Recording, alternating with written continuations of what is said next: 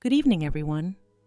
Tonight, we're going to step softly into a story that begins where most stories refuse to linger, at a graveside, with the wind behaving like it has manners and the lilies not quite masking the smell of fresh earth.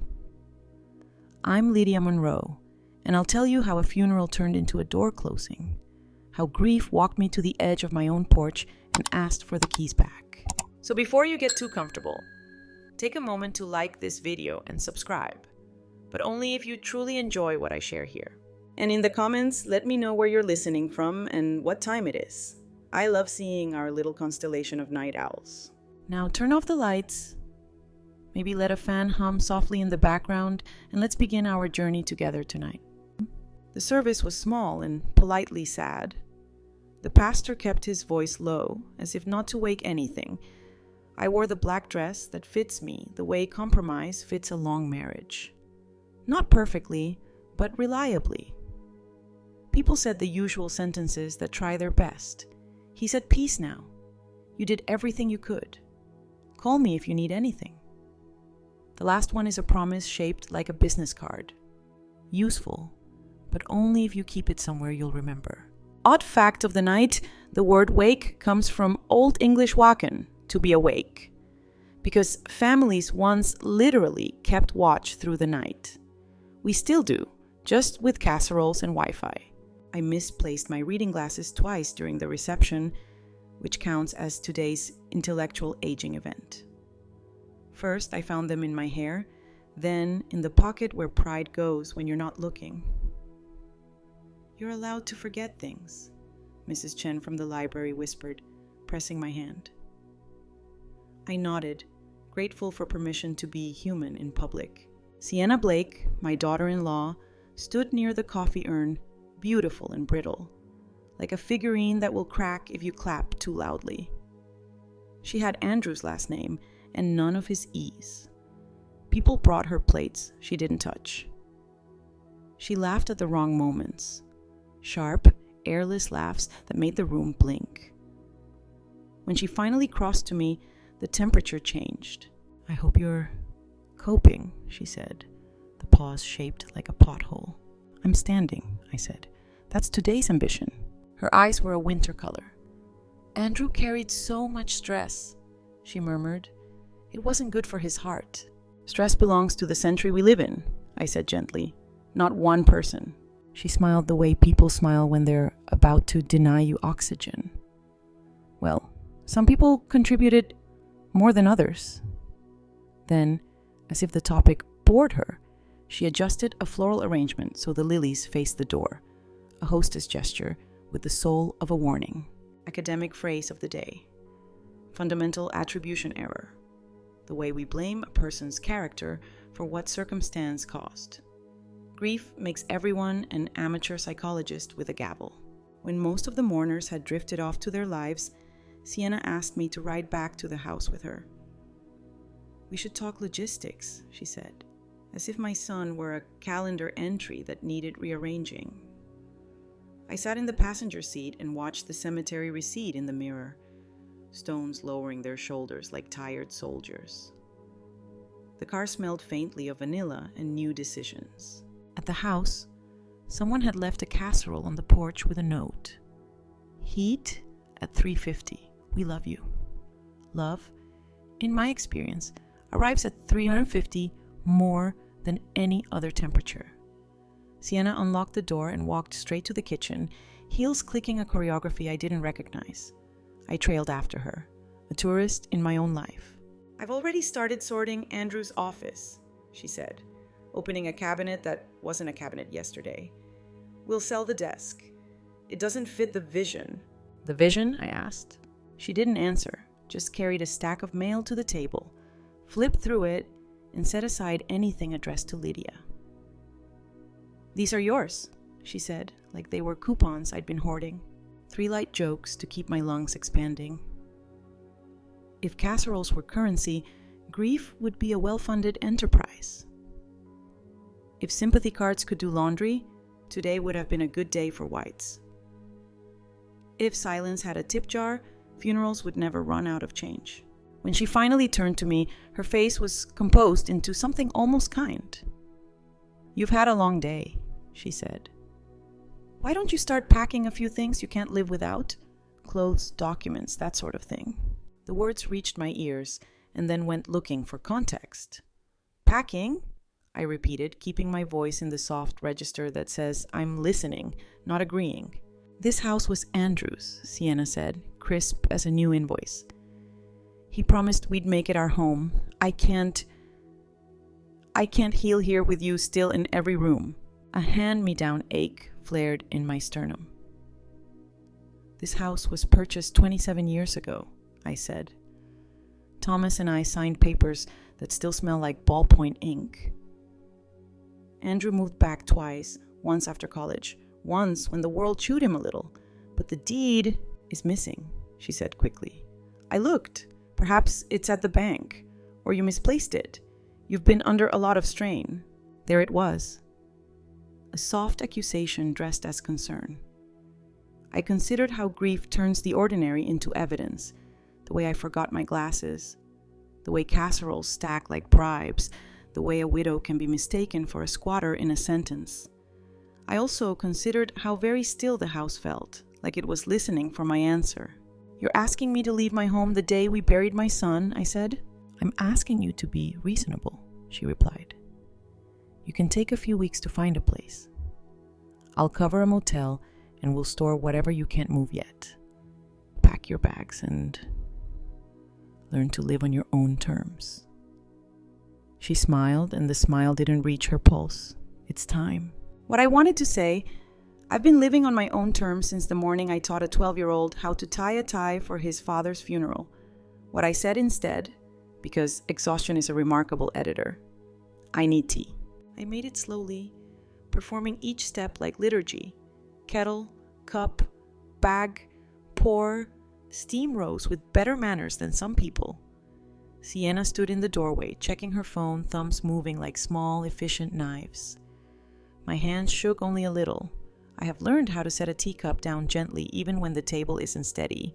Outside, the neighbors' wind chimes practice not crying. "I'll start in the bedroom," she said at last, as if we had agreed.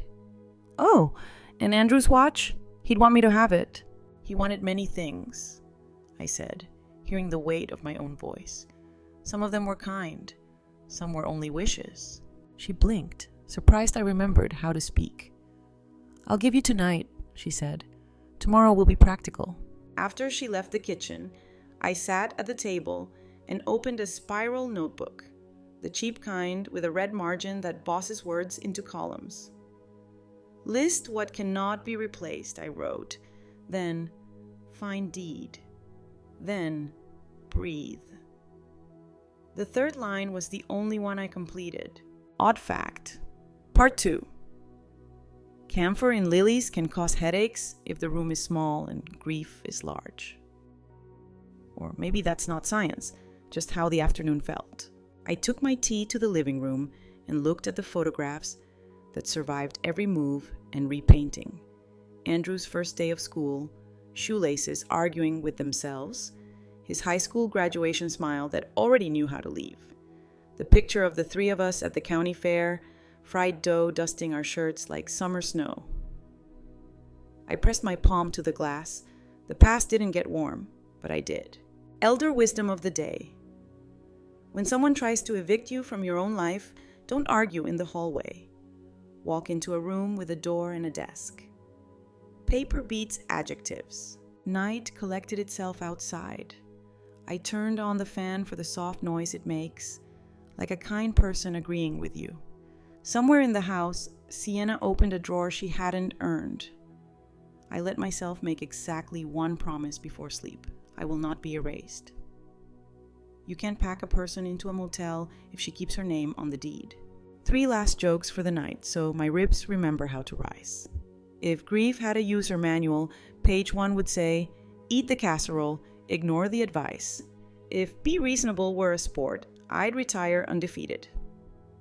If tea could file motions, my kettle would pass the bar. I didn't sleep. Grief is bad at math. It thinks one night equals a decade. I made tea twice and forgot to drink it both times. At dawn, the house looked briefly like itself, soft, unguarded. Then the front door opened and Sienna's heels recalibrated the morning. She carried a roll of bubble wrap like a prop in a play about efficiency. "I brought boxes," she announced. "Let's make this as painless as possible." "Painless," I repeated, and my voice didn't crack, which felt like passing a private exam. She set the boxes down with the ceremony of a judge swearing in a bailiff. Closets first, sentimental items in one bin, essentials in another. "I booked you a motel by the interstate. Good reviews, no carpets with patterns." She smiled without warmth. "I'll cover it for 2 weeks. Odd fact of the day. Patterned carpets in hotels exist to hide stains. Some designs are so busy they can conceal a comet landing. Grief is like that. Busy patterns, hidden spills." I opened the hall closet and breathed in old cedar, raincoats, and the ghost of Andrew's aftershave. On the top shelf, a blue accordion folder waited the way paperwork waits, patient and superior. I tugged it down. Labels winked up at me. Taxes, keep, insurance, active, house, deed refi. I smiled with a relief I hadn't earned yet and flipped to deed. Empty. For a second, the world borrowed a dimmer switch. Then I laughed. Small, dry. "Maybe I put it somewhere special," I said aloud, which is the same as admitting I put it somewhere impossible. Intellectual aging event of the morning. I found 2 pairs of my glasses in the folder and none of the papers I wanted. I placed the glasses on my head in a crown of humility and kept looking. "Anything?" Sienna called, already in my bedroom, already opening drawers I had closed the day before. "Not yet," I said, "but the deed is recorded at the county. The paper is just a souvenir." She appeared in the doorway, bubble wrap tucked under her arm like a pet snake. "Then perhaps the county will keep you company," she said lightly. "This house is where Andrew pictured our future." Academic phrase of the day: procedural justice. The idea that fairness isn't just about outcomes, but about the process. If we're going to change lives with boxes and bubble wrap, the process should at least be honest. I set aside a small stack. My passport, a locket with a photo of Andrew missing his front tooth, the program from Thomas's funeral, a letter I never mailed. In the bottom of the closet, a shoebox labeled buttons turned out to be keys, 23 of them, none labeled. I held up a tiny brass one gleaming with promise. "Safe deposit?" I wondered aloud. "Or the key to Santa's summer condo," Sienna said, bored. "We'll never know." "We could know," I said, "if I go to the bank." She tilted her head. "Today? Of course. After you pack." 3 jokes for lung maintenance and moral courage. If boxes burned calories, I'd do squats with the wardrobe carton. If missing deeds were a literary genre, they'd outsell romance today. If bubble wrap cured anxiety, psychiatry would include a pop rotation. She handed me a suitcase, as if she were awarding me second place. "Essentials," she said. "I'll send our friend, Mr. Klein," she overpronounced my lawyer's name like it offended her, "a list for the estate meeting. We'll settle assets properly." I looked up sharply. "Arthur is my attorney," I said. "Not an usher." "Of course," she said, voice dipped in politeness. "We all want what's best. Andrew wanted what's best." The name built a room between us. I stepped around it and went to the desk, where I kept stamps and lives that didn't need electricity. In the second drawer, under a rubber band ball the size of a small planet, a note card surfaced. Arthur Klein, deed copy file 2003, refi 2009, call if needed. My own handwriting. My future self sending rope back down the well. "I'm going to the recorder's office," I said, "and the bank, and then to Arthur." "After you check into the motel," she said, smiling like an app notification. I nodded once. "After that," I agreed. Because sometimes you give the wolf a calendar while you quietly build a fence. The packing itself felt like betrayal in slow motion. Every shirt I folded belonged to a version of me that didn't know today existed. I chose 2 dresses. The green cardigan Andrew always called spring, the slippers that forgive bad days, and the kitchen timer shaped like a tomato because hope requires practical tools. I tucked in the locket, the funeral program, the note card with Arthur's name. I put the buttons box of keys in last because sometimes symbolism earns a seat. By mid-morning, Sienna had curated piles everywhere, like a museum of my life. Keep, donate, later. She held up my wedding china. These don't fit the aesthetic, she announced. They fit the memories, I said. Memories are portable, she replied, already setting the box in donate. Elder wisdom of the day. Any sentence that treats your history like a couch should fail inspection. I walked to Andrew's office, the room he had claimed, reclaimed, and left in drafts. The desk was indeed too big, the chair too noble, the bulletin board still stapled with lists written in his sloppy optimism.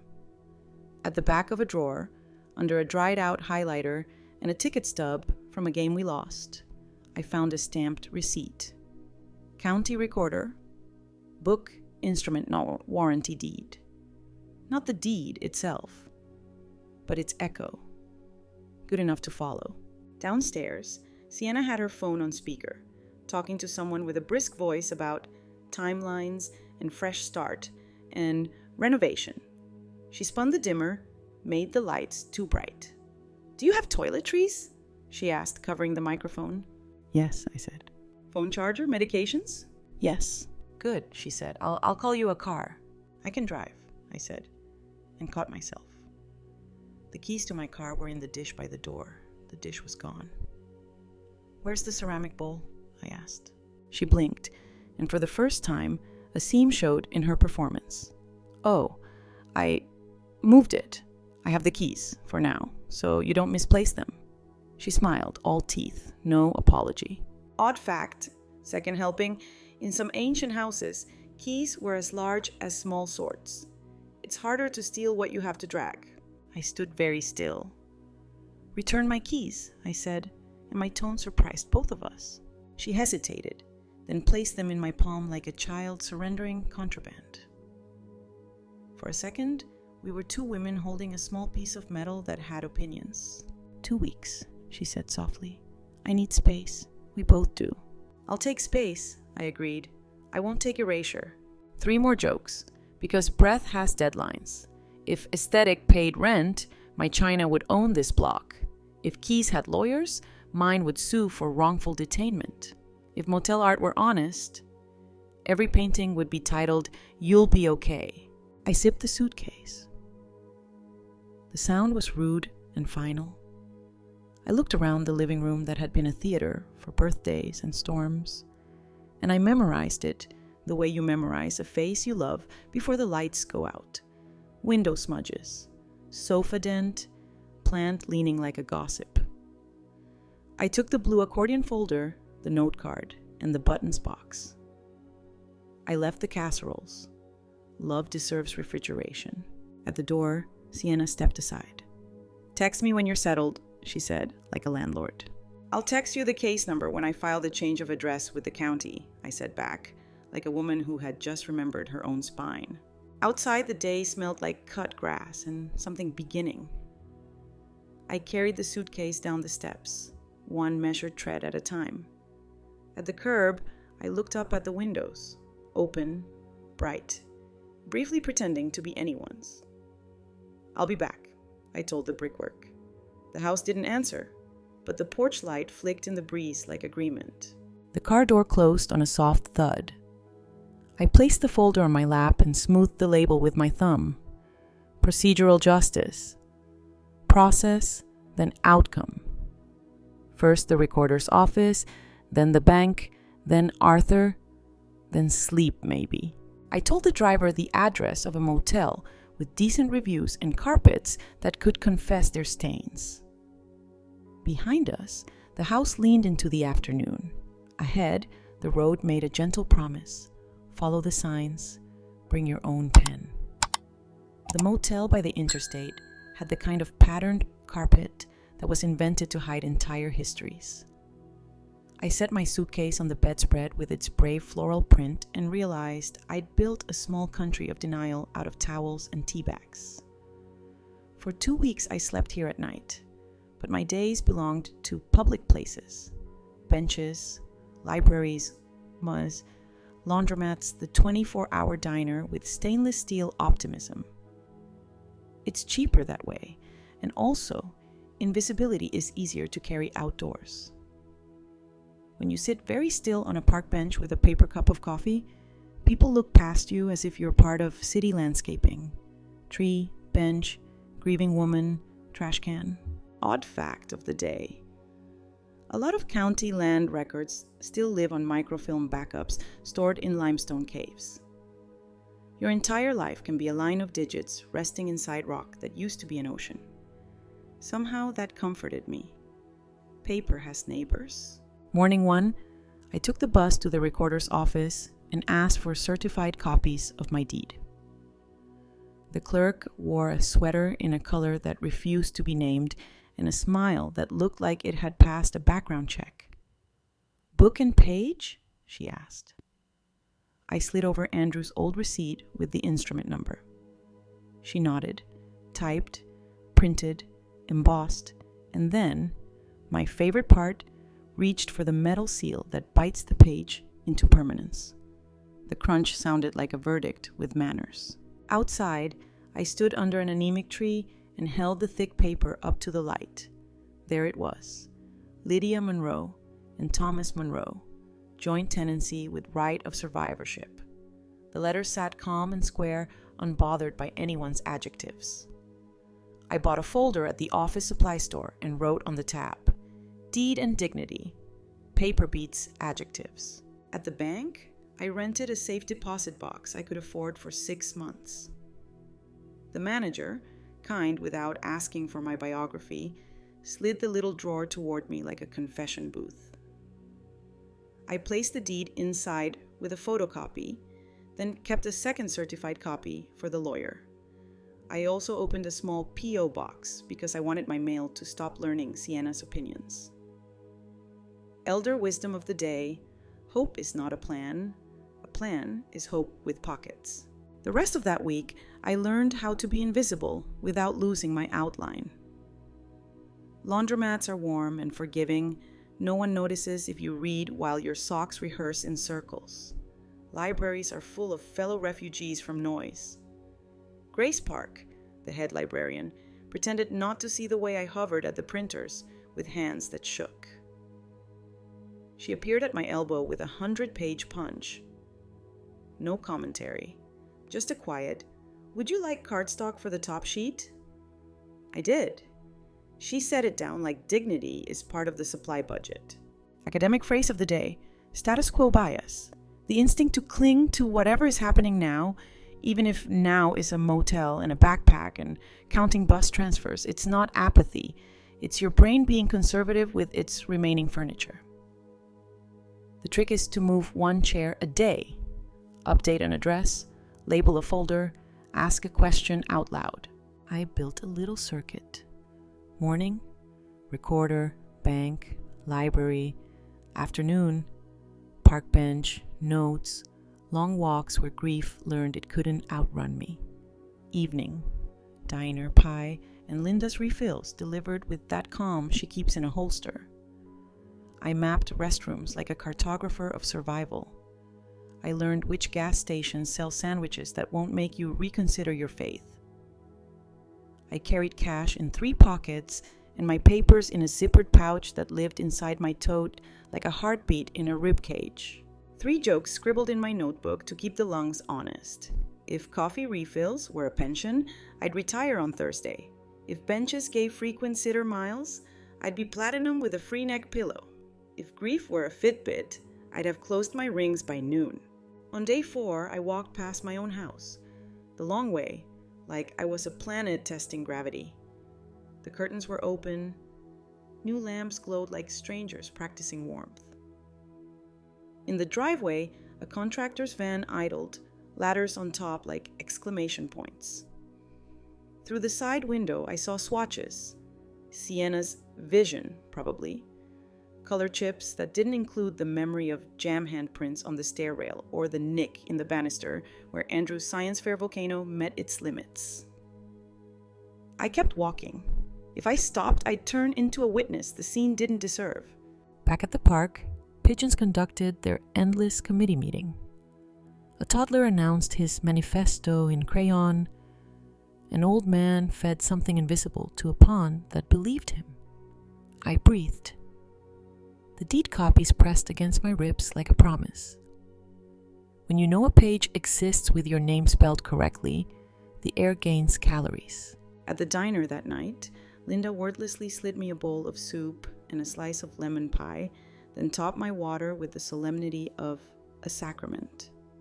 "Loved your cardigan yesterday," she said, as if compliments could be receipts. "You headed home soon?" "Soon," I said. "But first I'm learning the bench schedule." She nodded like she knew which benches behaved.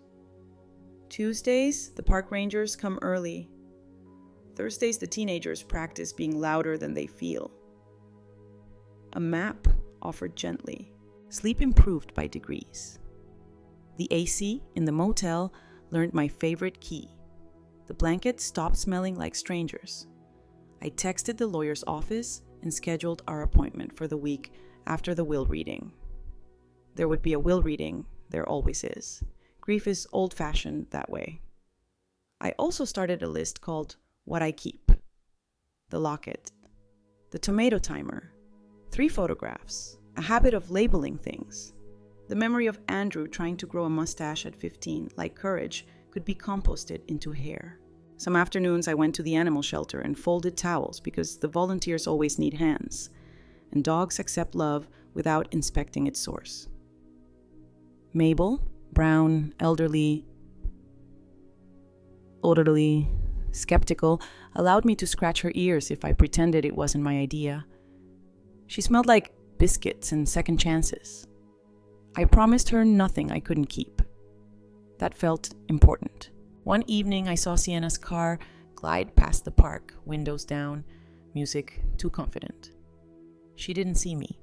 Invisibility has its gifts.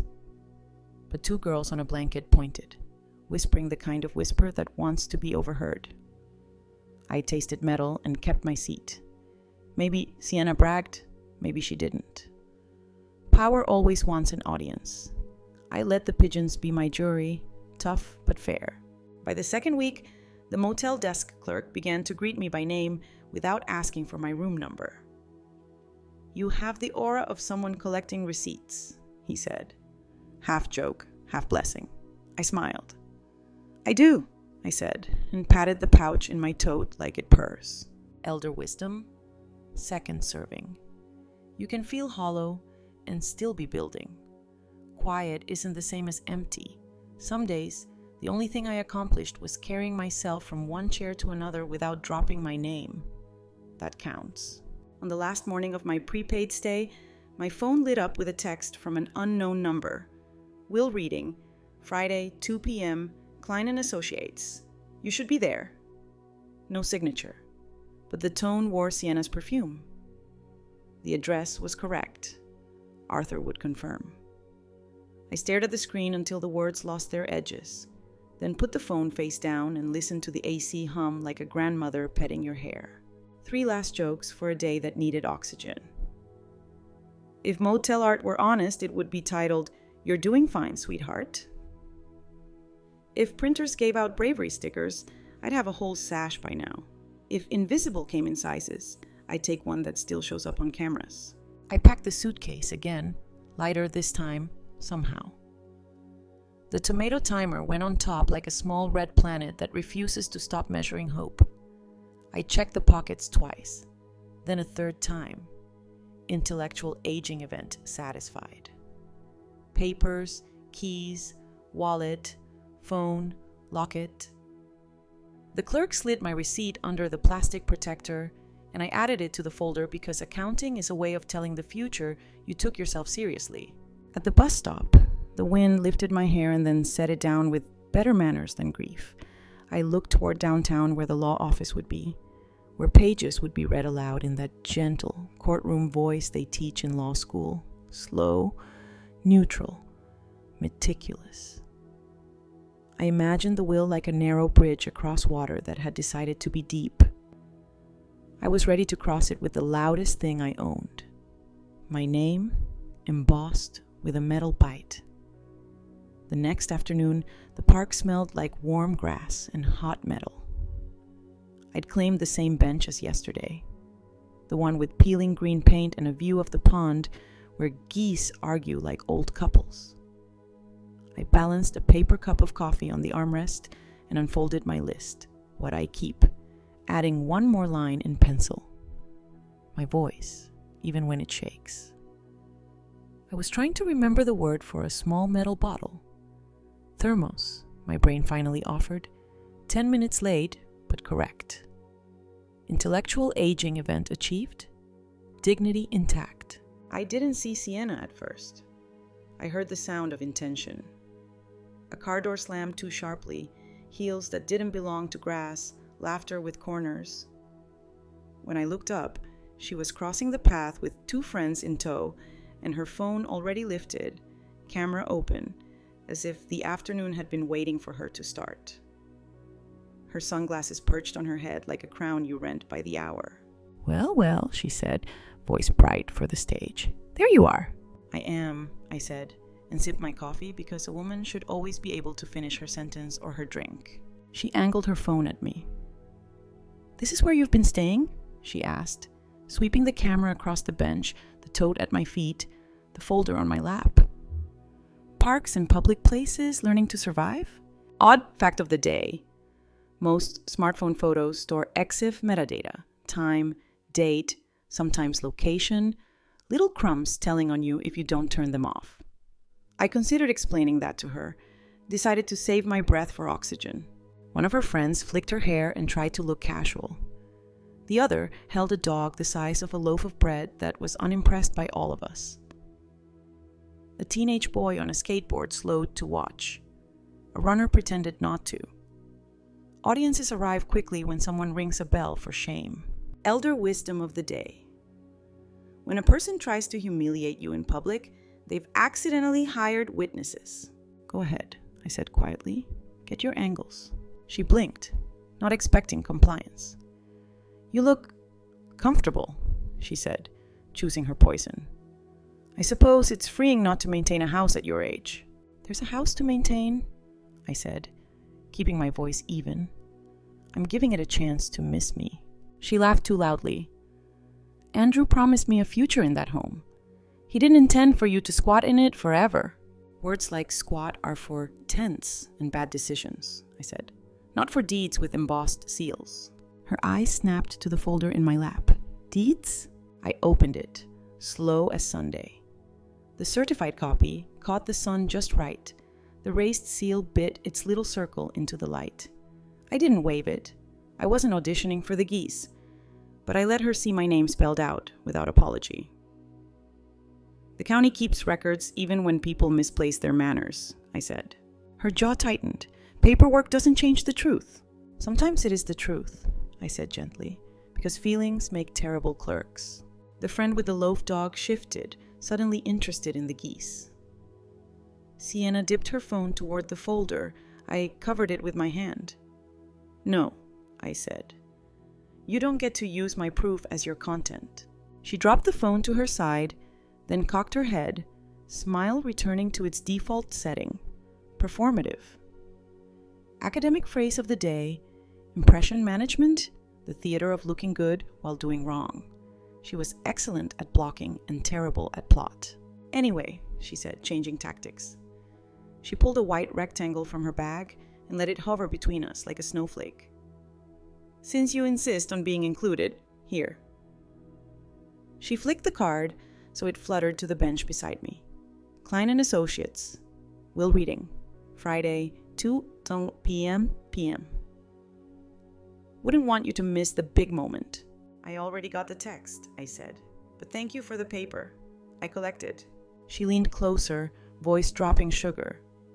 "You know, Lydia, you could make all this easier if you stopped fighting reality. 2 weeks in a motel, then we figure out assisted living, something with a shuttle and crafts. You could be comfortable, safe. Safety is not the same as captivity, I said. In reality is that I bought that house with my husband, and he died, and my son died, and I am still here with a key. Her sunglasses slid a fraction. The smile's hinges creaked. You think a piece of paper will save you? No, I said. I save me. The paper just makes it faster. Behind her, the skateboarder stopped entirely. You okay, ma'am? He asked, awkward and brave. I'm fine, I told him, and meant it. I turned back to Sienna. Would you like to sit? I was just about to tell the pawn my favorite odd fact. Limestone caves hold microfilm backups of old records, our lives quietly sleeping in rock. She blinked, unprepared for geology. You're unreasonable. Frequently, I said, but only when it helps. 3 jokes to keep my lungs from forgetting their job. If shame were cardio, I'd have my steps for the week. If assisted living meant people helped you find your keys, sign me up on Tuesdays. If impression management needed a choreographer, Sienna could charge by the hour. She straightened. Take the card, she said, as if it were a favor. And don't be late. Arthur's office is very busy. Mine too, I said, patting the folder. Her friends were already retreating, the loaf dog deciding it liked me better. Sienna took 2 steps backward, then 1 forward. One more thing, she said. Don't embarrass yourself on Friday. Don't make a scene. I prefer paper to scenes, I said, and picked up the card with 2 fingers like a specimen you want to keep clean. She turned and walked away, hips set to a tempo, phone already rising, thumbs already working. The skateboarder rolled by slowly and lifted his chin. You handled that like a boss, he said, then, embarrassed by his own kindness, added, Ma'am. Thank you, I said. Go terrorize the geese. He grinned and obeyed. I sat a while longer. The card was heavy stock. The font wanted to be trusted. I traced the letters of Arthur's name and thought about how grief and law both prefer slow nouns to fast adjectives. My coffee had cooled into honesty. I drank it anyway. At the diner, Linda took 1 look at me and brought pie without a menu. Park politics? She asked, topping my water. An attempted matinee, I said. Poor reviews. She snorted. Good, that bench has standards. I showed her the card. She whistled softly. You need anything for Friday? She asked. Just a chair that doesn't wobble, I said, and a pen that doesn't skip. She fetched both from somewhere with the air of a conjurer who specialized in stationery. On the house, she said. I spent the hour after lunch making a timeline. Purchase date, refinance date, tax payments. I could pull from my files the exact instrument number etched into the copy until it felt like a hymn. I added 1 more line to what I keep. Grace under fluorescent lights. On my way back to the motel, the bus smelled like sunscreen and ambition. I kept my tote zipped and my chin forward. The motel clerk looked up when I entered and lifted a hand in salute. You look like a woman with a plan, he said. I have paper, I said. Better, he replied. Back in my room, I placed the card from Sienna beside the certified copy, then set the tomato timer for 12 minutes and lay down with my eyes closed. When it dinged, I sat up, wrote down 3 questions for Arthur and circled them twice. The fan hummed. A delivery truck beeped. The sun leaned west. In the evening, I walked past the animal shelter. Mabel saw me through the glass, pretended not to care, then wagged exactly once. I laughed. Fine, I said to her stern little face. You can keep your dignity, I'll keep mine. I went to bed early, not because I wasn't afraid, but because I had an appointment with my own calm. Tomorrow would bring fluorescent lights and a conference room, and legal pads lined up like little fields. Tonight, I needed sleep the way paper needs a clip. Simple, practical, not the point, and absolutely essential. 3 last jokes for the pillow. If will reading serve popcorn, attendance would triple. If law firms offered ASMR, they'd just mic the stapler. If Dignity had an app, the notification would read, Updates installed. Restart when ready. Friday arrived with the soft authority of a calendar that remembers your appointments even when your courage doesn't. I wore the green cardigan Andrew once called spring, and carried my folder the way some people carry prayer books, close, with clean hands. Klein and Associates lived on the 10th floor of a building that believed in reflections. I could see myself in the elevator doors, hair behaving, mouth set to polite, eyes steadier than yesterday. In the lobby, a ficus staged a quiet revolution against its pot. The receptionist spoke in the controlled piano notes law firms prefer. "Miss Monroe, Arthur will be right with you." Odd fact of the day: legal pads have a 1.25-inch left margin called a downline, originally used so lawyers could jot annotations that didn't bump into the main text. Margins for thoughts. I approve. Sienna swept in 5 minutes late, smelling like citrus and intentions. She wore black as if grief were a dress code and not a weather system. No friends, no entourage, just her.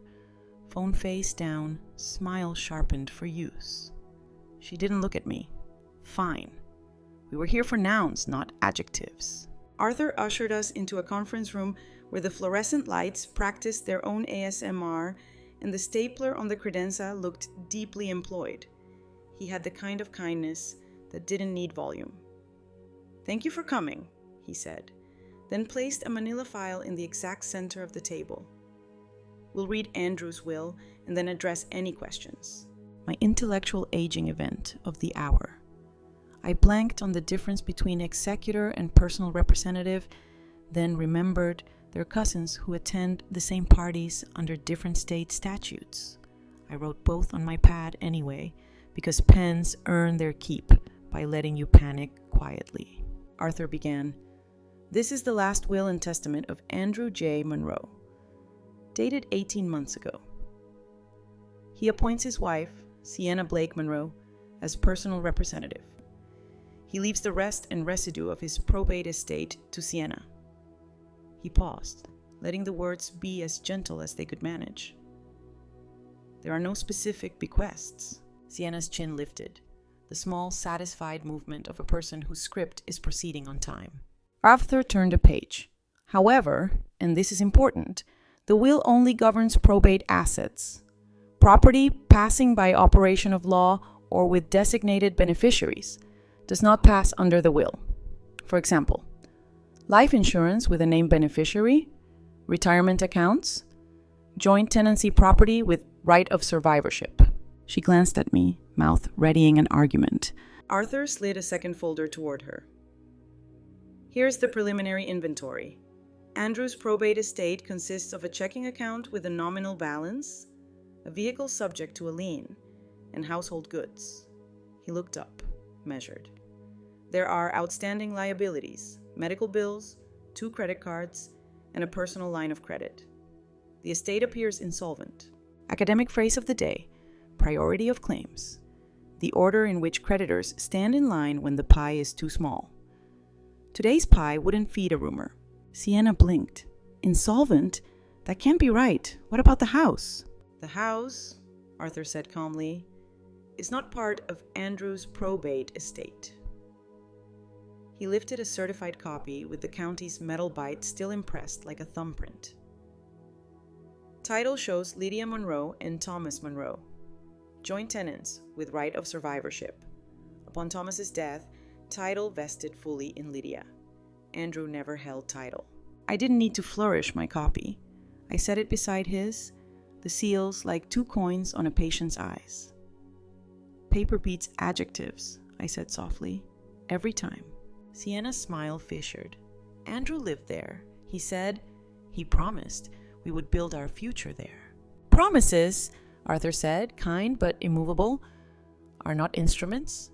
Deeds are instruments. The county recorder agrees with Lydia." She swallowed, anger arriving in careful installments. "Then what, I get nothing?" "The estate will pay creditors first," he said. "If anything remains, which is unlikely, it would pass under the will. Your counsel is welcome to review the file and submit any documentation. She reached for volume. He wanted me safe. Elder wisdom of the day. Love can want many good things. Law demands a signature. I kept my voice level. You can be safe without my house. Those are independent variables. Arthur pivoted to practical. There is also the question of possession. Miss Monroe, to me, you remain the owner of record. If you wish to regain exclusive possession, that's a civil process, not probate. We can discuss after. Sienna let out a laugh that aimed for dismissive and landed on desperate. So Lydia kicks me out onto the street? That's what we're doing now. Elder revenge? Process, Arthur said, not taking the bait. Not revenge. 3 jokes slipped through my mind to keep the room breathable. If estates had tip jars, creditors would be the baristas. If feelings could pay liens, we'd all be mortgage-free. If staplers were therapists, this credenza would have a wait list. Sienna tried again, recalibrating to pity. I gave up so much for Andrew. Deserving is not a deed, I said, still soft. It's a story. Deeds are the part that gets embossed. Arthur slid a thin stack toward us. These are notices to known creditors. The publication schedule runs 3 weeks. You'll see the insolvency projection on page 3. He faced Sienna with the respect due to any human sitting in a storm. This is a hard day, but our job is to place facts where feelings can't move them. She stared at the paper and found no leverage. Her hand trembled when she signed the receipt for copies. For a moment, I saw the woman beneath the performance, tired, scared, furious at a universe that didn't rearrange itself for her choreography. It didn't excuse anything. It explained a little. Arthur turned to me. Would you like us to record a memorandum of title in addition to your certified copies? It's not required, but sometimes clarity is kind. Please, I said. Clarity is my new religion. He nodded. We can also draft a notice to vacate, compliant with local law. A reasonable window, documented delivery. Sienna snapped her gaze up. You can't make me leave. We won't make you, Arthur said. We'll follow the statute. Process again. I exhaled, not triumph, just oxygen. My hands found my pen and underlined a line on my pad I'd written this morning. Grace under fluorescent lights. Still true. Still possible. Odd fact. Second helping. In some jurisdictions, the yellow legal pad really is yellow to reduce eye strain under fluorescent bulbs. I like to think of it as sunshine smuggled into rooms that forget windows. Sienna stood abruptly, chair legs scolding the carpet. We're not done, she said. We're begun, I corrected gently. In the hallway, she caught up to me, voice low and shaped like a blade. You'll regret humiliating me. I regret many things, I said, meeting her eyes. Protecting my home is not on that list. She glanced at the deed copy in my hand and laughed once, the sound small and sharp. Fine. Enjoy your little victory. This isn't little, I said. It's square footage. Back in the lobby, the receptionist slid me a bottle of water with the same care she might give a newborn. You did fine, she murmured, rule-breaking kindly. I wanted to hug her and also the ficus. Outside, the afternoon had the decency to be ordinary. Traffic muttered. A bus exhaled. I stood under a sky the exact color of my cardigan and let my bones register that the ground, despite everything, still held. I walked to the diner because ritual is a spine. Linda spotted me and poured coffee without waiting for a nod. Well? Paper won, I said. Paper always does, she replied, setting down lemon bars like exhibits. I told her the short version.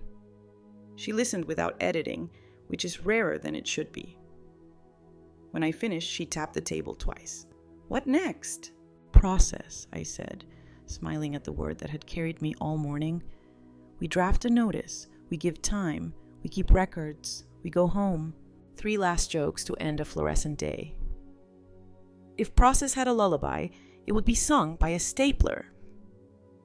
If clarity were a scented candle, I'd burn embossed seal till spring. If margins could talk, mine would say, "You're doing great. Keep writing. That night in the motel, I put the certified copy back in its plastic sleeve, then slipped a photo of 12-year-old Andrew into the same pocket. Shoelaces untied, grin unstoppable. I whispered to the boy inside the paper, "I am still your mother.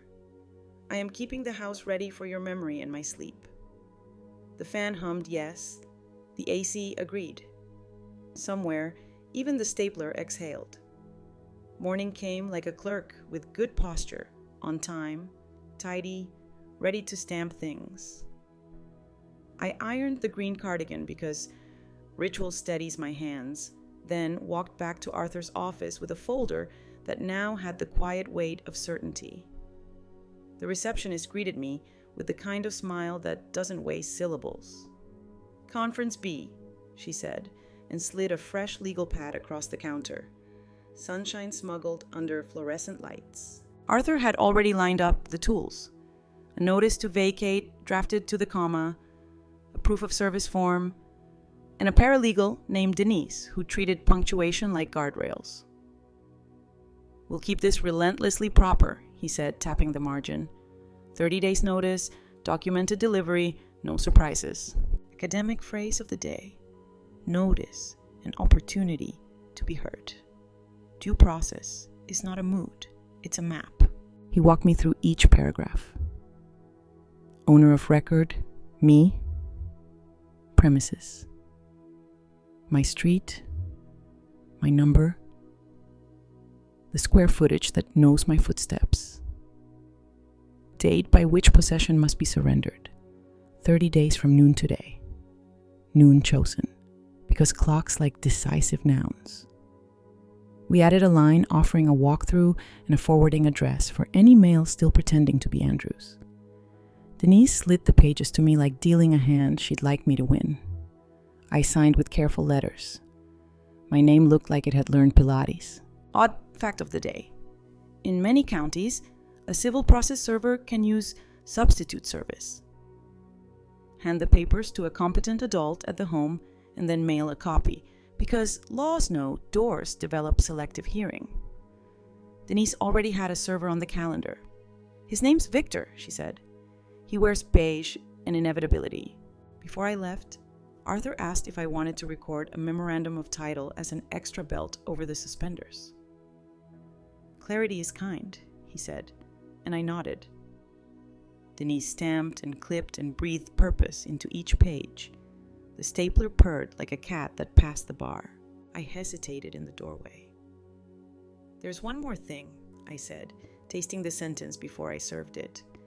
"For years, I let people assume I was comfortable enough, but not secure. It made life quieter. The truth is the opposite. After Thomas died, I kept the house, paid it off, and then bought small places when I could. One duplex, 2 little houses on a street that used to be cheap and now thinks it's fancy. They're modest, good bones, rented to school teachers, and a retired nurse who bakes more muffins than any law allows." I smiled. I didn't hide it out of shame. I hid it because privacy protects truth. Arthur's eyebrows did a small, respectful climb. "You've done well," he said, and didn't turn it into advice, which I appreciated. "Do you want that in a trust?" "Eventually," I said. "Right now I want it in my spine." Back at the diner, Linda set down coffee like a benediction. "You have that look," she said. "The one where paper bead adjectives." I showed her the top page, the date circled twice. 30 days, I said, kind and exact. She topped my cup. "Kindness without a stopwatch becomes martyrdom," she murmured. "Good for you." At noon, Victor Beige met me a block from the house. He was exactly as Denise promised. Polite, neutral, shoe soles that didn't squeak. "You can wait here," he said. "I'll do the ballet." He walked up the steps like an usher who'd seen everything. I watched from the shade of a maple that remembered Andrew's rope swing. Through the open window, I heard the cadence of paperwork meeting performance. Sienna answered. Her voice tried hauteur, landed on hoarse. "What is this?" "Notice to vacate. Victor said, tone neither cruel nor apologetic. 30 days? A copy will also arrive by mail. You can't just... The sentence failed to find a verb. Service completed, he said, more to the universe than to her, and turned with the dignity of a man who has never chased a scene. He passed me the signed proof like a relay baton. Mail goes out within the hour, he said. Beige, inevitable. I didn't approach the house. I let the door stay a door. Process works better than dramatics. 3 jokes whispered into the tree's patient leaves, so my lungs remembered they have a union. If inevitability had a dress code, it would be beige. If staplers were clergy, today counted as a service. If calendars gave out medals, mine would read, showed up at noon. Back at the motel, I made 2 calls. First to Miss Patel at the bank. Keep the P.O. box on all accounts. Add a note to require in-person ID with a callback script for any urgent change. She said my code word with the same care a priest says amen. Second to my insurance agent, verify the homeowner's policy, add a rider for vacancy during turnover, schedule a rekey on day 31. The hold music tried to make me calmer than I already was. Elder wisdom of the day, peace isn't luck, it's a maintenance plan with labels. That evening, I walked to Grace Park's library. She'd taped a sign to the community board. Estate and Housing Basics. Free clinic Thursday, 6 p.m. I added a sticky note underneath. Bring a folder. Bring your name. Paper beats adjectives. Grace gave me the librarian's wink. 1 eye, maximum meaning, and slid me a few empty tab dividers. For your next chapters, she said. On day 2, Sienna texting began. You're heartless. I'm grieving too. This is elder abuse. Then, a pivot. If you loan me the house for 6 months, I'll leave quietly. I typed 1 sentence and copied it to a note so my fingers could paste calm whenever panic visited. Please communicate through counsel. The notice is compliant. I wish you healing. I pressed send, then turned the phone face down like it needed a nap. Intellectual aging event of the afternoon. For 10 minutes, I couldn't remember the word escrow. You know, the little waiting room where money sits with a magazine until paperwork catches up. It came back while I was rinsing a cup. I dried my hands and wrote it on an index card because triumph deserves ink. On day 5, a contractor I recognized from the van sent me a photo. Sienna's vision board. Open shelves, an island that would block the sunlight, paint strips named things like Cloud Whisper and Intentional Grace. She told us to start next week, he texted. I replied, work is paused. Owner has not authorized changes. He sent a thumbs up that looked like a man relieved not to carry someone else's impatience. Odd fact, second helping. In most places, you cannot legally renovate a home you don't own without the owner's consent, no matter how visionary your Pinterest board is. The law likes nouns, owner, consent, permit. By day 7, I stopped flinching when my phone buzzed. Sienna's messages dwindled, then spiked, then dwindled again. The sine wave of someone who still believes volume will teach paper to blink. I kept my responses identical, the textual equivalent of a laminar flow, smooth, steady, unable to be provoked. Linda read one over my shoulder and whistled. You're a metronome, she said. Bless you. On day 10, Arthur called. 2 updates, he said. Memorandum of title recorded, and your notice to vacate was mailed certified, green card signed. He paused. Lydia, I want you to hear this. You're doing this correctly. It landed in my chest like a warm stone. Thank you, I said, because I am from a generation that still sends thank you notes, and because praise, when specific, repairs things you didn't know were torn. That weekend, I did something reckless. I drove past my other properties. The duplex on Juniper had marigolds by the steps, courtesy of Mrs. Alvarez, who once taught 2nd grade and never stopped using stickers. The bungalow on Birch wore a new mailbox like a crown. The little house on Pine had a tricycle tipped in the yard and chalk galaxies on the walk. I parked and just let my hands steer the steering wheel of memory. Privacy isn't secrecy, I reminded myself again. It's stewardship with a dimmer switch. When I got back to the motel, the clerk had taped a note to the counter. You have mail? P.O. Box forward. Inside a brown envelope, I found a utility change of service request with my name misspelled and Sienna's email typed where mine should be. I felt my pulse do arithmetic. I emailed Arthur and scanned the form. He wrote back, "Good catch. Keep copies. We'll loop in Detective Reyes if it escalates." A new name. A future chapter. I set the envelope in my folder under a tab I labeled Attempts. Not today's fight, but a breadcrumb. 3 more jokes for the evening's ribcage. If beige were an emotion, it would be served at noon. If due process had a playlist, it would be 90 minutes of stapler clicks. If laminar flow were a personality, I'm auditioning. On day 15, Victor Beige delivered a second copy for good measure and mailed another. By then, the neighborhood had learned to wave at him. Inevitability makes friends. Sienna's car still came and went, sometimes music, sometimes silence.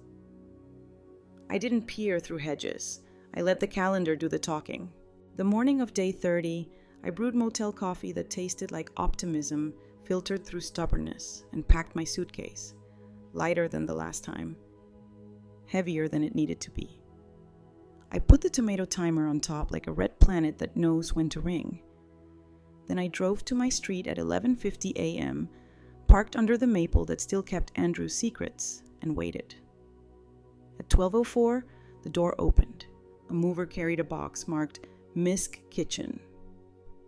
Sienna emerged last, sunglasses on, face set to neutral like a weather app lying about sun. She didn't look at me. I didn't require it. Victor checked his watch. "Possession?" he asked. "Possession?" I echoed. He handed me a form. I signed. The pen didn't skip. I walked up the steps. The key turned with the sigh of a house that had decided to forgive. Inside, the air was a little wrong. Too much citrus, too little us. But rooms remember their true owners the way dogs do. Cautious at first, then embarrassingly affectionate. I set my folder on the entry table, opened the windows, and let the afternoon come in like a nurse with better light. The notice period had ended. The plan had held. The house and I had both refused erasure. Elder wisdom, last serving for today. Mercy is not the absence of boundaries. It's the way you draw them without carving scars. I stood in the kitchen, hand on the counter where flour once drifted down like snow through laughter. My phone buzzed. Arthur. "All done. Welcome home."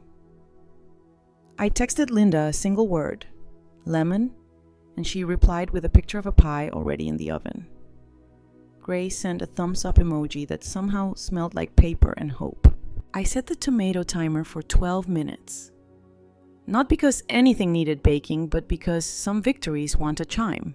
Then I walked room to room, naming things quietly. Sofa, lamp, window, picture frame.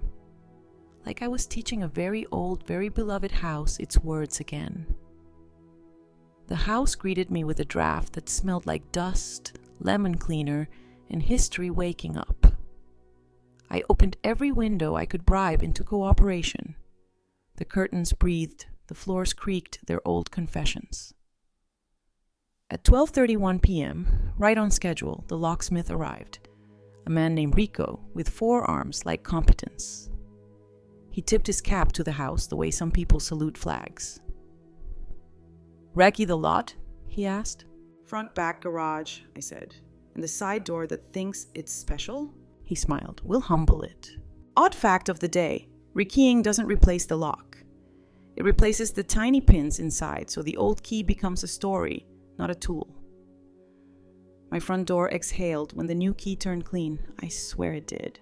While Rico worked, I walked room to room with a legal pad labeled Condition on Possession. The citrus was still too loud, the light too white, but the bones were mine. Sienna had moved more than furniture. She tried to move the feeling too. On the kitchen island, I found a vision board, rolled like a scroll, open shelving, a waterfall countertop that would drown the afternoon sun, cabinets painted a color named Mindful Fog. Mindful for whom, exactly? I took photos, printed them on the new home printer I'd bought that morning, hello, small victories, and slid them into a folder labeled Pinterest versus Permit. Academic phrase of the day, reactance, the impulse to push back harder when someone tries to control you. I let the page sit in my palm until the impulse passed. Control wouldn't build this house back. Process would. By 2, Rico had taught every door a new name. He showed me how the pins lined up like compliant soldiers. I paid, tipped heavily, and wrote his invoice number on my timeline because paper is the best kind of memory. Then I changed the Wi-Fi password from Andrew Forever to Rosemary and Pie, which felt both accurate and forgettable. Extended the camera retention window and reset the garage code to the year Thomas proposed. Predictable kindness, but for electronics. At 3, I boxed what Sienna had left behind. A yoga mat with opinions, 3 candles named things like Clean Linen's cousin. A stack of magazines about intentional living that never mentioned other people's deeds. And exactly 5 vials of serum that promised to erase 20 years like they were pencil marks. I photographed each box, numbered them, and made a transmittal sheet.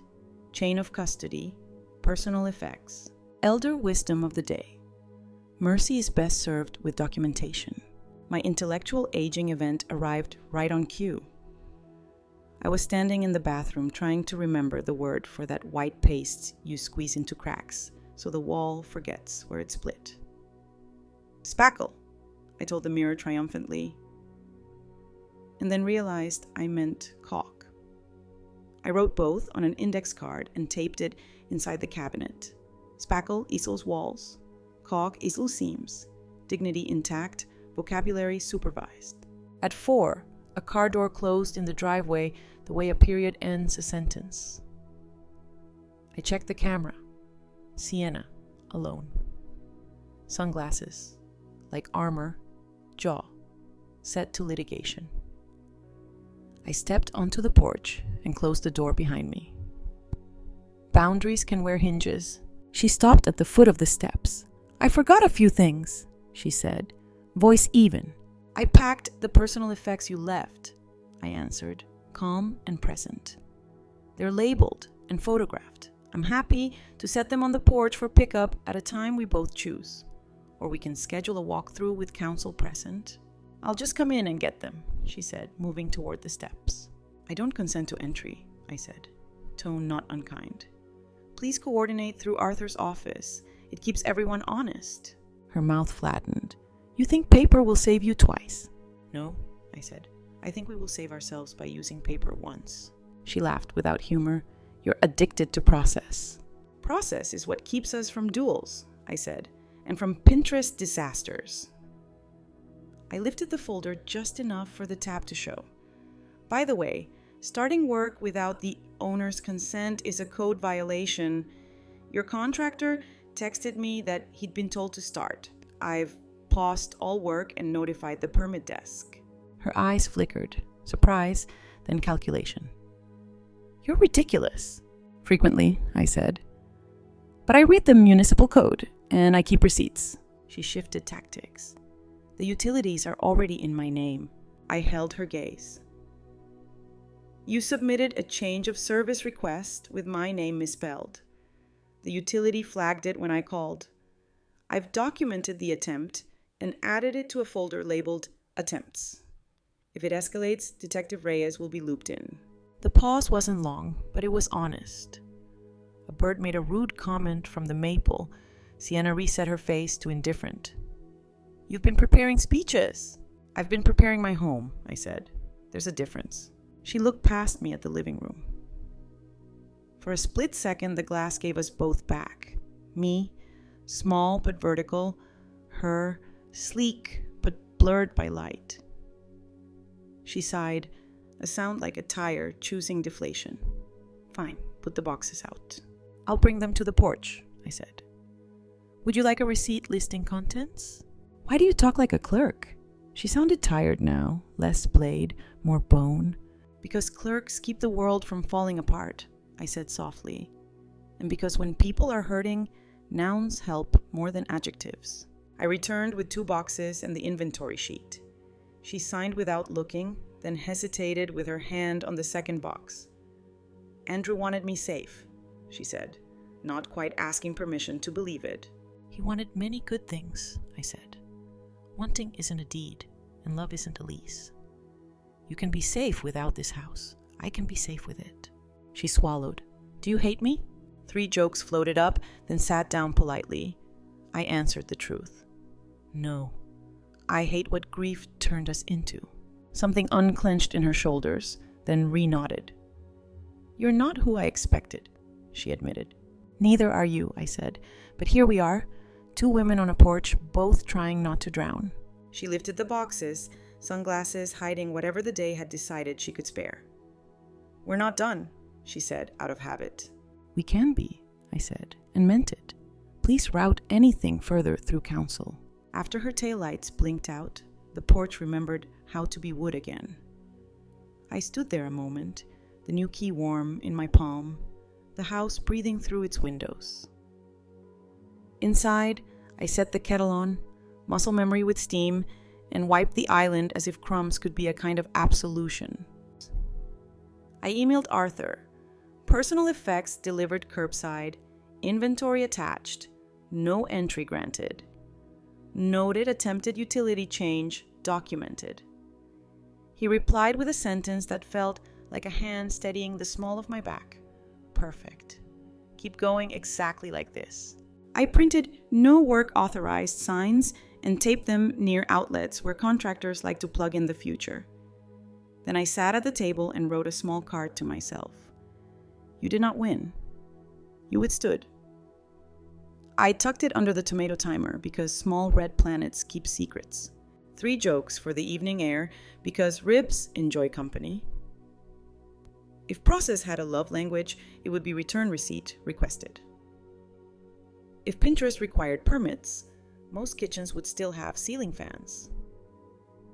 If vocabulary came with a user guide, mine would start spackle equals soil walls, caulk equals seams. I walked the perimeter, locks, windows, the garage that no longer tried to act important and turned off lights one by one. The house settled. So did I. Tomorrow, I'd call the insurance company to remove the vacancy rider, move my clothes back from the motel, and let the rosemary plant adjudicate the afternoon sun. Tonight, I would practice being home by sleeping in my bed and dreaming ordinary dreams. Groceries, library books, someone asking how I take my tea and meaning it. I turned the fan to low. The room hummed in a key my bones remembered. Paper on the entry table, pen by the phone, kettle ready. Boundaries drawn without carving scars. The night stepped over the threshold like it owned the place, and for once, I invited it in. The next morning had that breakable quiet old houses keep for people they still recognize. I put the kettle on and reached for the glass pitcher I use for sun tea, only to realize I couldn't remember the word for it. Decanter? Carafe? My brain shuffled its flashcards and finally coughed up pitcher, plain as bread. Intellectual aging event completed, dignity intact. I laughed into the steam and told the kitchen, "You're stuck with me and my vocabulary." The small brass key from the buttons box sat on the counter, winking like an idea. I'd rented a safe deposit box last week for the deed. This key wasn't to that one. Andrew had kept a little lockbox in his office once, then moved it somewhere better. Better, it turns out, was the bank vault I'd walked past twice. I called ahead. The clerk said, "If it's yours, the box will know," which sounded like folklore and also like customer service. Odd fact of the day, Bank vaults have time locks that don't care about panic. They open in a set window, even if the manager sings show tunes. Hollywood gets this wrong on purpose. In a room that felt like a library for metal, the attendant slid box 314 toward me. The brass key turned with the relieved humility of a thing finally used for its job. Inside, a blue envelope, Mom written in Andrew's reckless handwriting, a thumb drive with the word taxes on masking tape, a Polaroid of us at the county fair dusted with powdered sugar in 1998. I sat. The chair was the polite kind that doesn't squeak when grief does. I didn't read the whole letter at once. I read in sips. The way you teach a skittish animal to trust a hand. Andrew wrote about money the way people write about weather. He didn't want me to worry, so he lied by omission. He wrote about Sienna the way a smart man writes when he's trying to negotiate with his own hope. Mom, I know you're private. I brag about you anyway. She thinks you're fragile. You're the only person I know who can lift a house with a binder clip. Then the part he never said aloud. Sometimes she's so unkind about you, I can feel the room getting smaller. I called Arthur for a consult about a friend. He said to put things in writing, to name my boundary. I told Sienna if she ever pushes you out of that house, I'm gone. The rest was ordinary, complaints about the minutiae of adulthood, a line about missing dad at tax time, a joke about my tomato timer being NASA for casseroles. The tone was Andrew's clearest voice, not the one he used when he wanted peace at any price. Academic phrase of the day. Cognitive reappraisal, the practice of choosing a truer story on purpose. Mine shifted in that bank chair. My son hadn't abandoned me. He'd been fighting a quiet war between kindness and choreography. I cried there, the contained kind, the way you cry when strangers can see your shoes under a door. It didn't drown me. It rinsed me. I slid the letter back in the envelope, wrote the date on the flap because paper is a compass, and tucked the envelope behind the deed in my safe deposit box like two hands agreeing to hold. Back home, the kettle's second song greeted me. I made tea, opened windows, and let the house air out both citrus and superstition. The phone buzzed, a voice memo from Sienna. Not text, voice. I pressed play and set the phone face down because truth is easier to swallow when you're not staring at it. She spoke fast at first, then slower, then like someone trying to convince herself she was just leaving a note, not stepping out of a role. Andrew told me you had more than you let on, she said, breath catching on a more. He said you were private because people take when they smell plenty. I hated how that made me feel, small, outside. I told myself I deserved the house because I loved him. I told myself you'd never let go unless I made you. He almost left me once. He said if I ever made you feel unsafe, he was done. I didn't believe him. I thought I could change the ending if I controlled the middle. Silence tightened around the edges. I'm not asking for forgiveness. I needed you to know he wasn't blind. Elder wisdom of the day. Confession isn't a coupon. You don't trade it for anything. But sometimes it is a hinge the door needed. I didn't reply. Not yet. I saved the memo in a folder labeled Records because feelings shouldn't be in charge of filing. Then I went to the sink, ran the water until it ran clean, and let myself finally weep. Not like a storm, but like a field, slow, wide, leaving room for new roots. I cried for Andrew's careful boundary, for the part of me that had mistaken his silence for dismissal, for a house that had held its breath so long the walls were chapped. 3 jokes, taped to my ribs, so breath remembered how to work. If tomato timers awarded diplomas, mine would read Cognitive Reappraisal with Honors. If vaults took suggestions, I'd ask them to open early for mothers. If binders counted as gym equipment, I'd be training for a decathlon. I forwarded the memo to Arthur with a single line, "For the file. No reply needed." He wrote back 5 minutes later. Lawyers have a sixth sense for inflammable sentences. "Received. Good judgment." The calm in his punctuation could anchor ships. I took the thumb drive labeled "Taxes to Grace Park" at the library because some things you open with a witness. "If it's just spreadsheets, I'll act surprised," she said, then made me a cup of the tea the librarians keep for small emergencies. On the monitor, folders bloomed like mild-weather trees: business expenses, receipts, health, and one called Mom Plus House. Inside were scans of emails to Arthur about putting the house in a trust. After the wedding chaos, a draft boundary letter to Sienna he never sent, and a selfie Andrew took in my kitchen the week before Cabo. Flour on his sweater from trying to make my biscuit recipe without me. Tried to make them light like you do. They came out honest, but heavy. My laugh surprised us both. Odd fact, second helping, pencils contain graphite, not lead. We call it lead because we like to keep mistakes historic. It felt right, writing Andrew's name on a sticky note with something that never was what we said it was. Grace slid a box of tissues closer like a librarian moves a bookmark, neatly, without comment. "What will you do with all this?" she asked finally. "Make it precise," I said. "Not vindictive. Precise." Cognitive reappraisal again, this time with tabs. On the walk home, the sun made lace through the maple leaves, the kind of light that forgives dust for existing. I stood on the porch and let the house measure me like a tailor. "We're okay," I told it, and the porch didn't argue. Sienna texted while I was labeling files. "Thank you for not posting my message. I half expected to see it online." I responded with the sentence I keep for dangerous days. "Please communicate through counsel. I wish you healing." She sent back a period, which felt less like punctuation and more like an exhale. The phone rang again. Unknown number. "Miss Monroe? Detective Alan Reyes." He had the voice of a man who stays for the paperwork. "Your attorney forwarded utility change attempts with your name misspelled.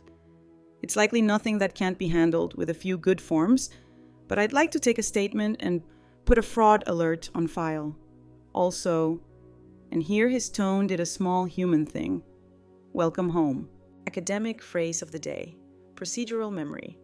The way your body remembers steps after your mind stops narrating them. I found myself pulling a chair to the desk, reaching for the good pen, opening a fresh pad. The house and I were learning our choreography again. Before dinner, I added 2 lines to What I Keep, Andrew's true voice. My capacity to choose a kinder story without lying to myself.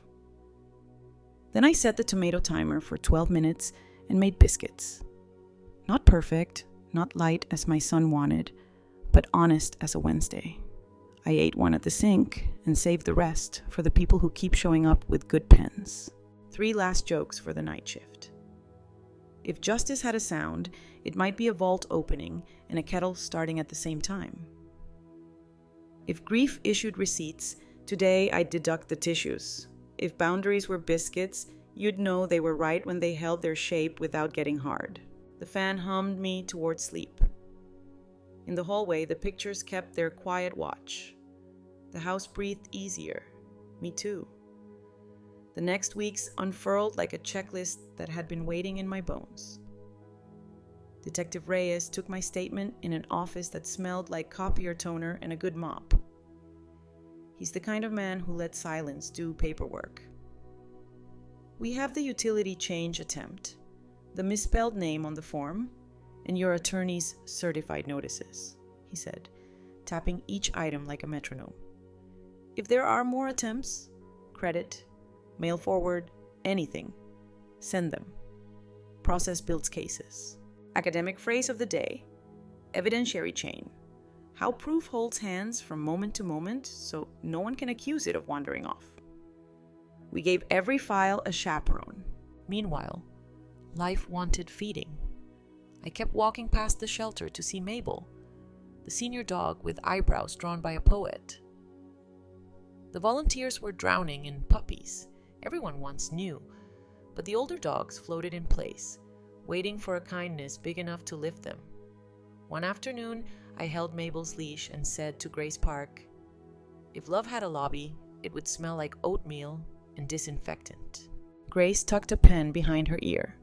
"You have empty property on Birch," she said, not a question. It used to be a yoga studio with very earnest mirrors. "I could turn it into something quieter," I said. "A landing pad for gray muzzles." She smiled. "Then let's print forms." Odd fact of the day. Senior dogs are adopted at less than half the rate of younger dogs, yet their cortisol drops within minutes when an older human pets them. It's as if both nervous systems remember the same lullaby. By the time the rosemary outside my kitchen found the sun's habit, we had a name, Harbor House, and a file box with tabs that made me feel rich. Lease, insurance, zoning, grant apps, volunteers. Arthur helped me set up a small charitable LLC. Simple governance, liability contained, dreams allowed. Miss Patel opened a separate account. Linda from the diner promised coffee vouchers for volunteers, and Grace printed a flyer that looked like it had always been on the library corkboard. "Zoning?" I asked at City Hall, trying not to let fluorescent lights undo me. "Conditional use," the clerk said kindly, sliding across a packet thicker than a stubborn sundae. "You'll need a site plan, occupancy load, and a waste plan. Neighbors must be notified." "Neighbors like muffins," I replied, and she didn't disagree. Elder wisdom of the day. The opposite of bitterness is stewardship.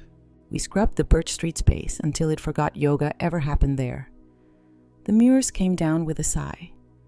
The walls took a coat of paint called soft weather that looked like morning doing its best. Rico the locksmith rekeyed the door. We're not letting inevitability in without an appointment. And I ordered rubber mats that smelled like gym class and hope. The first night, Mabel tip-tapped across the floor, nails like quiet punctuation. She sniffed the corner, approved the water bowls, tested a bed, and decided the room belonged to her eyebrows. 3 jokes I wrote on the dry erase board to keep the volunteers breathing. If rescue paperwork were Pilates, our course would be testimonials. If donors asked for ROI, I'd show them a nap. If gray muscles were a tax credit, we'd all itemize. Detective Reyes called while I was labeling bins. "We have 2 new data points," he said. "A credit application for a store card in your name, declined, thankfully, and an attempted USPS mail forward flagged by your P.O. box, both digital. Same IP address range as the utility attempt." He paused. "We'll interview Miss Blake, calmly." "Calmly," I repeated, grateful for the kind of man who doesn't sell drama retail. At Harbor House, the neighbor kids peered through the window and learned to be quiet the way people learn a second language, by trying, messing up, and trying again. Linda delivered a tray of lemon bars that bent the air toward mercy. Mrs. Alvarez from my duplex brought retired blankets and a lecture on proper folding no one asked for but everyone needed. I made a laminated chore chart because laminated things refuse to surrender. We held our soft opening on a Sunday so God could clap too. 2 seniors came in from a rescue partner across the river. Duke, a lab with a limp, and Sugar, a small dog whose name was also a suggestion. We weighed, bathed, and recorded. I wrote new beginnings on the clipboard and circled it twice. When Duke laid his head on my knee, I felt some internal ledger reconcile. Debits and credits of grief and grace finding their columns. That afternoon, Reyes texted, "Interview scheduled. I'll keep you posted. I told Paper before I told anyone else, because Paper can't gossip." Odd fact. Second course, oxytocin, the so-called bonding hormone, rises in both humans and dogs after 5 minutes of mutual staring. We tried it. Mabel blinked slow. I blinked slower. I swear, my blood pressure took a seat. On Wednesday, a woman from the neighborhood zoning panel visited. She wore flats that meant business and lipstick that suggested kindness wasn't negotiable. "This is peaceful," she said, taking in the lamps, the quiet corners, the stack of books. Nobody would judge you for reading twice. "It's all joy," I said. "We're just rearranging it." She looked at the posting, our occupancy load framed as if it were art. "We like citizen miracles," she said, signing the inspection form with panache. Arthur dropped by with file folders, and I showed him the Harbor House ledger, donations, expenses, a note that said, "Do not buy 10 leashes just because they're on sale." He chuckled. "You run this like you run your life, calm with receipts." "Shall I embroider that on a pillow?" I asked. "Not until you nap," he said, because some lawyers practice medicine on the side. The call from Reyes came Friday morning, the day the rosemary bloomed tiny purple flags. His voice carried that steady tone I had learned to prefer over excitement. "We obtained a warrant," he said. "Digital evidence, patterns of attempted identity fraud, and the utility change documentation. We arrested Miss Blake this morning on 2 misdemeanor counts and 1 felony count pending charging decisions. She was calm. That helps everyone." I set my hand on the counter to steady the part of me that wanted to float. "Thank you," I said. "Not for the cuffs, but for the competence." He went on, careful. "This is about accountability, not spectacle. Likely outcome is probation, restitution, and a class on identity theft consequences. If you want to write a victim impact statement, I'll give you guidelines. Academic phrase of the day: restorative justice. Repairing harm with acknowledgments and actions instead of extracting pain for sport." I told him I'd write. He said, "Keep it about impacts, not adjectives." Exactly my dialect. I sat at the table with my good pen and made tea because ritual waters the truth. Then I wrote, "I'm not asking for punishment. I'm asking for teaching. Fraud is not victimless. It makes elders afraid of their mail and of the phone. It steals evening from houses that should be settling into soup and books. Please help Miss Blake learn to put her hands to better work than forms with other people's names on them. I wish her healing. I wish our city more clerks and fewer performances." I printed it, signed it, and put it in a folder labeled Impact. Then I set the tomato timer for 12 minutes and peeled carrots because Harbor House had a visiting hour and Duke likes to watch cooking like it's a sacred sport. Sienna's attorney emailed, polite, necessary, correct. "Miss Blake will not contact you directly. She recognizes the process. She will stipulate to a no-contact condition if required," I replied. "Thank you. Please route any property questions through Arthur. We all type like adults in a world where typing can save time. 3 jokes for courage before court dates start claiming weekdays. If justice were ASMR, it would be a judge saying, 'So ordered,' very softly. If boundary setting were cardio, my Fitbit would ask me to sit down. If oxytocin were a fundraiser, gray muzzle eye contact would be our gala." That evening, we held our first Harbor House quiet hour. We turned the lights low, put on a fan for white noise, and gave everyone a blanket with a history. Duke snored like a man entitled to peace. Mabel arranged herself with the dignity of a librarian. Sugar discovered the exact ratio of lab to dog and filed the discovery under joy. I sat on the floor, back to the wall, and remembered Andrew's line about my binder clip lifting a house.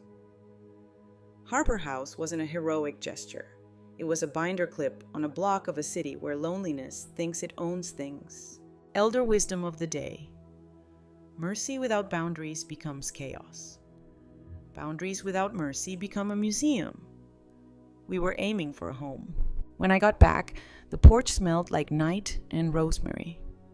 In the mailbox, a single envelope. The city's final occupancy approval for Harbor House. The signature sloped like a person happy to write it. I held it up to the porch light, let the embossed seal bite the page, and felt something in my chest unclench again. I went inside, set the paper on the entry table beside the deed and Andrew's letter, and whispered to the house, "We're doing it." The walls answered in wood language: settle, creak, breathe. I turned off the lights, left the fan on low, and promised the night we would keep this pace. Steady, boring, generous. The sentencing hearing felt different from the will reading. Less fluorescent, more human. There were fewer suits, more sweaters. I'd ironed my green cardigan because ritual is my religion. Detective Reyes nodded when I walked in. Arthur handed me a copy of my statement with a paperclip that looked modestly proud of itself. Sienna sat 2 rows ahead, hair pulled back like she meant to obey physics today. No entourage, no sunglasses. Just a woman with her hands folded so tightly her knuckles rehearsed for snowfall. The judge explained the charges and the agreements like a careful teacher. Misdemeanor attempted identity theft, a felony count reduced to a plea with conditions, restitution, probation, no contact order, and mandatory classes. "This is not about humiliation," he said, calm as good weather. "It is about instruction." I wanted to hug the word and also frame it. When it was my turn, I stood, read my 1 page. Fraud teaches elders to be suspicious of envelopes and doorbells. It shrinks our evenings and makes us whisper our names as if they might break. Please help Miss Blake learn better work for her hands. I didn't cry. My voice trembled once and then remembered its choreography. The judge thanked me. Sienna kept her eyes on the floor. A pencil somewhere tapped mercy into the record. Odd fact of the day: the word probation comes from Latin probare, to prove or test. In other words, it's less punishment and more a semester. I can live with school. Outside the courthouse, the sky wore a reasonable blue. Arthur said, "It's done enough," which is the only kind of done I trust. Reyes shook my hand like a man who knows paper will keep doing half his job while he sleeps. I went home and made tea because kettles are graduation caps for ordinary days. Harbor House breathed along at its own tempo. Mabel adopted me, or I adopted her. It's unclear who signed first. She patrols the hallway like a librarian and naps like a thesis. Duke found a family with a backyard and a kid who writes him letters when he's in class. Sugar learned the joy of folding laundry badly. We framed the occupancy approval and taped a Polaroid beneath it every time a gray muscle left with a new human. The wall looks like a slow parade. Academic phrase of the day: collective efficacy. The shared belief a community can do a hard thing together. We were doing it mostly with folders and lemon bars. On Tuesdays, I taught a tiny clinic at the library, receipts and routines for real life. Grace Park made sign-up sheets that didn't judge. Linda brought coffee that forgave mistakes. We practiced calling banks with code words in our mouths and calm in our throats. Say it like you're returning a grocery cart, I coached. Firm, helpful, no apology. A man cried quietly when he got his first fraud alert set up. We passed him a tissue and a felt tip pen. Both helped. Elder wisdom of the day: predictable kindness is better than grand gestures. Grand gestures trip. Predictable kindness builds stairs. My intellectual aging event arrived on a Thursday while I was labeling bins. I needed the word for the flat kitchen tool with holes you use to flip pancakes. My brain offered whisk, no, colander, farther, fish slice, British, and inexplicable. And finally, 20 minutes and 1 biscuit later, spatula. I wrote it on an index card and taped it to the drawer like a truce. Dignity intact. Inventory improved. The house settled into me, and I into it. I planted rosemary under the kitchen window because remembrance matters, and because the plant forgives negligent watering. I took a brush to the baseboards and discovered the exact joy of caulk, which I will never again confuse with spackle thanks to the note I taped inside the bathroom cabinet. Spackle equals walls, caulk equals seams, memory equals labeled. 3 jokes scribbled on the Harbor House whiteboard to keep our lungs honest. If Process had a fan club, we'd sell stapler-shaped merchandise.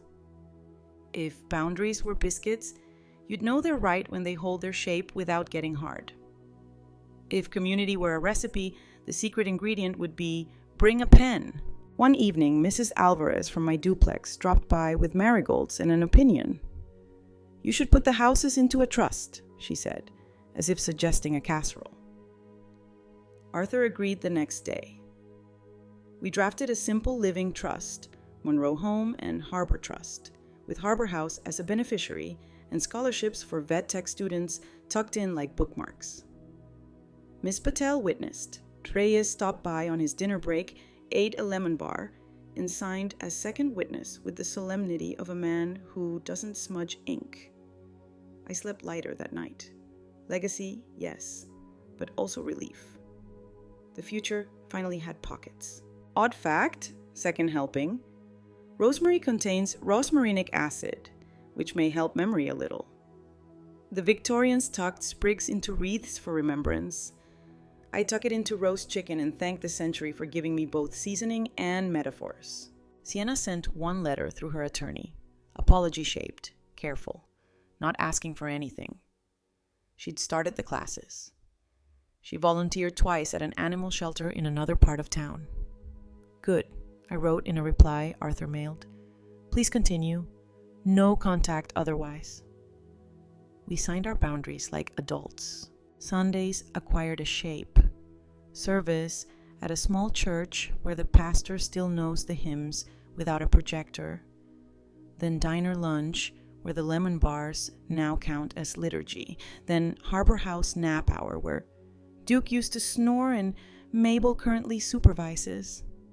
After, I'd walk the perimeter at home, locks, windows, stove, router battery, then sit at the table with the deed and Andrew's letter and the occupancy approval stacked like quiet lanterns. I don't read them every time.